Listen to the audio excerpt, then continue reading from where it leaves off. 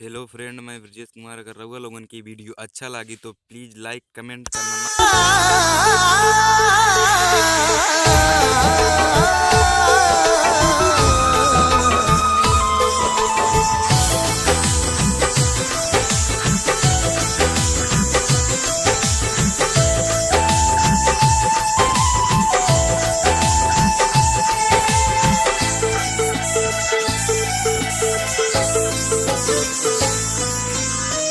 केहू नाही करे केहू नहीं करे समैया मजबूर हो। रहे वाला दिल में होला अखियां से दूर हो।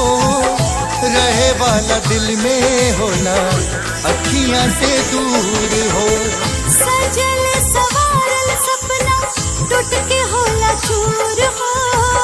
सजल सवारल सपना टूट के होला चूर हो। रहे वाला दिल में होला अखियां से दूर हो।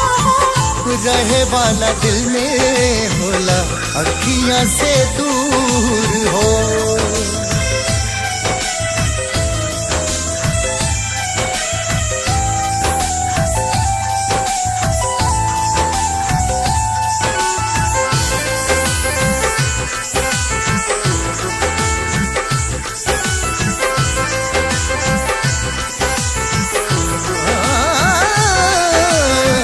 दोषी नहीं आदमी है खोट तकदीर में। उहे होला लिखल जवन हाथ के लकीर में।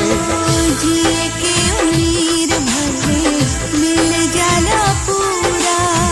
प्यार के अमीर काहे होखेला अधूरा।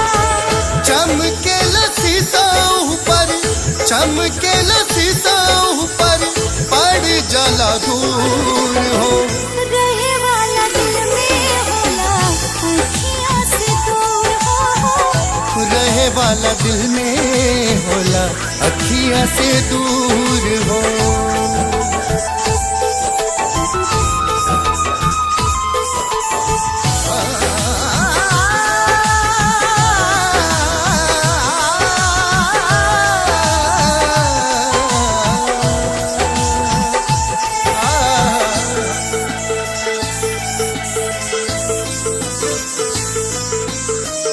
करत कमाई रहे आदमी के साथ में। और सारी लीला भगवान के बात में। जाने भला जाई कब टूट हो। जिंदगी में आइल खुशी आए जाई रूठ हो। निकल जाला हथवा से निकल जाला हथवा से कबो को भी नूर हो।